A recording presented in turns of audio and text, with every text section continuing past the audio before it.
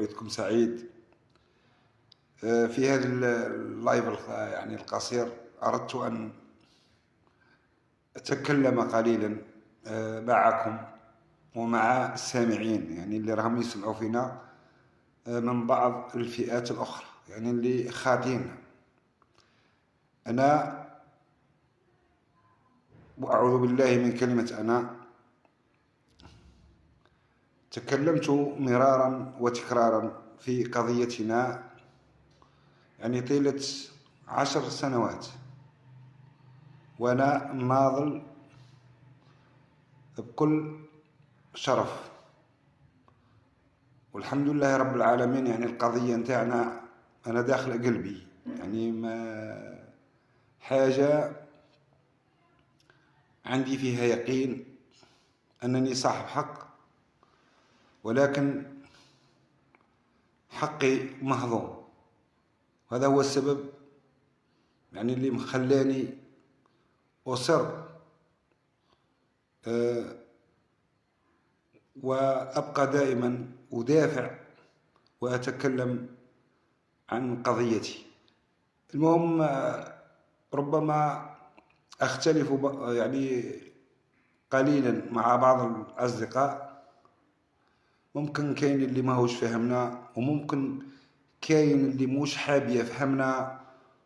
أنا أغلب لايفاتي يعني ندير فيها يعني لفئة معينة فقط، يعني الكلام نتاعي راني نوجه فيه لفئة يعني معينة فقط.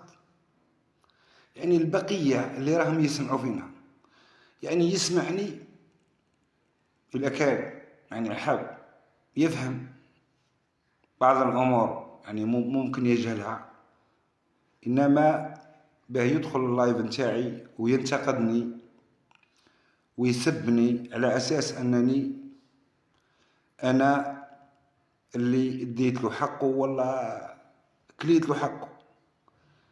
يا أخي حقك إذا كان هو موجود راهو عند وزارة الدفاع، ماهوش عندي أنا. يعني حقك هذا اللي راك تتكلم عليه وراك تقول أنا صاحب حق ودرت وعملت ووسيتك، روح لوزارة الدفاع قول لهم يوروا لك حقك، قول لهم وروا لي القانون اللي ينصفني ويعطوك حقك. يعني عبد الرزاق خليفة راك ظالم، عبد الرزاق خليفة راه يتكلم مع فئة معينة. يا عبد ربي، يا عبد ربي، خليفة عبد الرزاق راهو يهدر مع فئة معينة، راهو يهدر على 3 سنين فقط، 3 سنوات يقول فيها بالعربية. يهدر على 92 فيها 4 دفعات، ويهدر على 93 فيها 4 دفعات، ويهدر على 94 فيها 4 دفعات فقط. يهدر على هذا ويتكلم على الإضافة، يعني اللي زادتها له مؤسسة الجيش بقرارات مجلس الأعلى. يعني كي ترجع انت دركا مثلا القرار الأول نتاع جماعة الدوز A والدوز B والدوز C، تلقاه يعني في جوان 93. جوان 93 وين اللي كان المجلس الأعلى.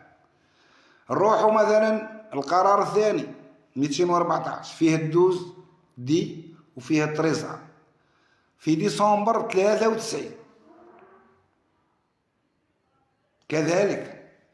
يعني وبدأ التنفيذ يعني نتاع الإضافة هذا مع تقريبا مع بداية المرحلة الانتقالية، يعني اللي شدها المجلس الاستشاري يعني في 94. يعني بداوا تقريبا خدموا معاهم في نفس البيريود، يعني بيريود واحدة.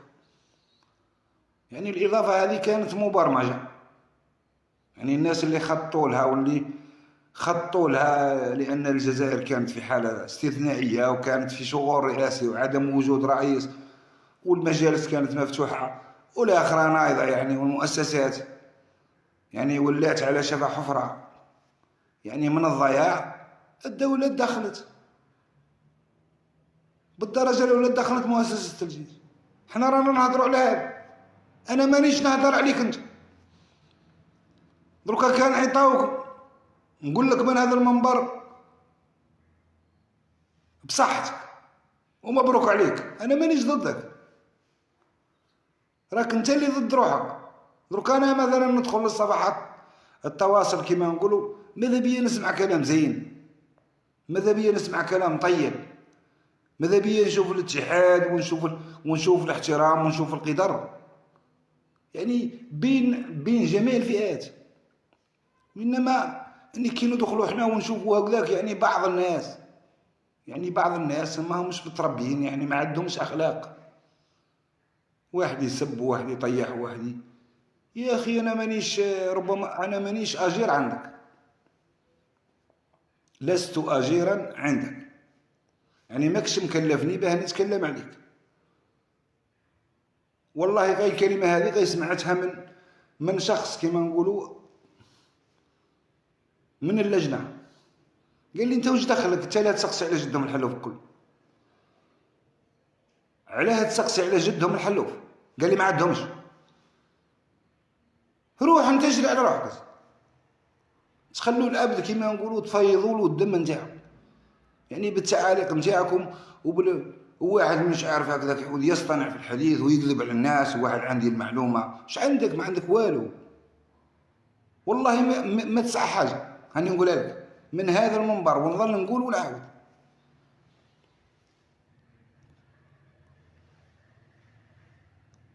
انا راني نهدر نتكلم مع اصدقائي، راني نتكلم مع فئه معينه فقط،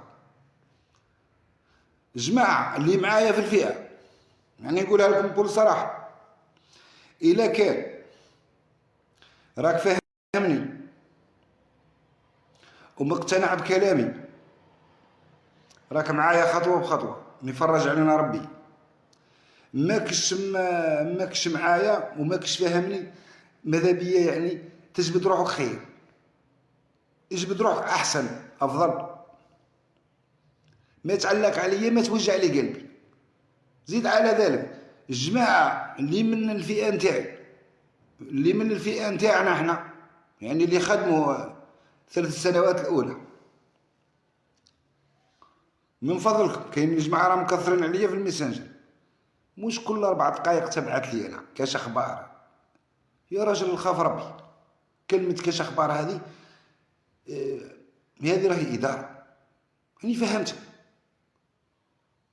راني نفهم فيك بالشويه، وندير في كلمه في لايف افهم كان واش بيك، نظل نشرح. شرحتك قلت لكم اي مشروع مربوط بالغلاف المالي، اغلفه ماليه، وكاين خدمه في الاداره، يعني امور تنظيم وترتيب وكذا. والوقت اللي حين الموعد نتاع البدايه، الدوله راهي تخدم خدمتها، اللي عنده حق تعطيه.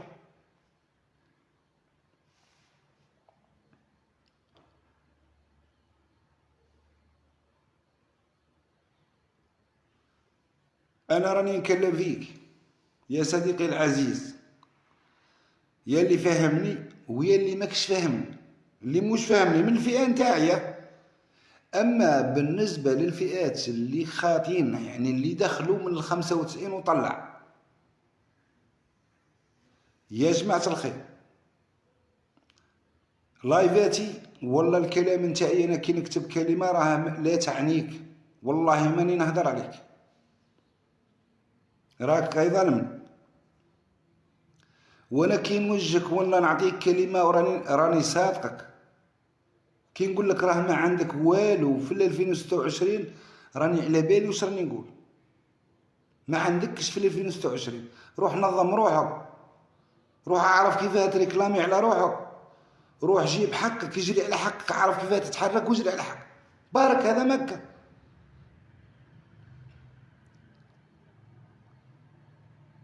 قضية الترياع ذاك والضحك وتبدا هكذاك يعني تخلط وتجلط وتكتب في المناشير وتكذب فيا، وواحد يعاير واحد، والله صدقني والله تندم عليه، تندم على اي كلمه تكتبها، والله تندم عليه. ومن تاعي تردد في الكلام نتاعي وتردد فيه وتتذكر وتقول خليفه كان يكلم فينا وكان ناصح لينا، ولكن احنا كنا اغبياء، كنا اغبياء. تعود تردد فيها وتعود تجري على خليفه الدور تطلب منه السماح ويقول لك ما نسمح لكش. وخاصه الناس اللي اذونا يعني بالكلام الغير مقبول. كاين كلام نعقبوه وكاين كلام غير مقبول. يا اخي انت ماكش دفعتي، ما خدمت معايا، ما تعرفنا، ما خدمنا مع بعضنا، ما خدمنا مع بعضنا في لا في الزمان ولا في المكان. العشرية السوداء ربما الناس اللي راها ترضع لكم في الحديث تقول لكم العشرية كيف كيف وزي بعض، راه ما كانش من هذا. كانك تخسر فيها حاجة أخرى، يعني تسوية من عند وزارة الدفاع وكذا، والله يكون ما تعودش ميت أو مصاب. يعني عندك ملف طبي عسكري، عندك ملف طبي عسكري، يعني تعود مريض داخل الثكنة، يعني داخل الوحدة، وعندك قرار قائد الوحدة، وعندك يعني كواعطك مريقلة والله ما تكحل على دور. هذه من عند وزارة الدفاع. قال واحد مستبقي أنا لا أريد تعويضا، أنا أريد تقاعد. يا أخي تريد تقاعد، روح جيب التقاعد من عند وزارة الدفاع. تجيب التقاعد إلا في حالة واحدة، إلا إذا عدت مصاب أو عندك دوسي ميديكال مينيتير، يعني مرض داخل الثكنة، ربما مرض خرجت مريض وعندك يعني دوسي مريقل، من حقك تروح تجري على حقك في المعاشات، ومن حقك تروح يعني للجان الصحية وتقدم الدوسي نتاعك وتجري على روحك. وكاين الكثير من الأفراد اللي مصابين يعني لاحقت بهم أضرار ومرضوا، راحوا سووا الوضعية تاعهم وراهم يخلصوا من الفئة نتاعنا، يعني من فئة الاستبقاء، يعني راهم عندهم سنوات يخلصوا لأنه عنده دوسي ميديكال مينيتير. احنا عندنا في البلدة نتاعنا عندي أصدقائي سوات الوضعية نتاعهم بعد 2018، يعني سووا الوضعية نتاعو بالقانون، يعني سواتو مؤسسة الجيش. أما أنتم يعني البقية، يعني اللي دخلنا لاباس وخرجنا لاباس، احنا دخلنا لاباس وخرجنا لاباس، يعني والدليل هو موجود في شهادة الشطر. أدى واجبه تجاه الخدمة الوطنية، والسبب سبب الخروج يعني ما فيهش قال الإنسان هذا كان مريض ولا قال مبليسي ولا حاجة، باينة واضح. يعني ما تقدر تقلط، ما تقدر تكذب المؤسسة، ما تقدر تقول لها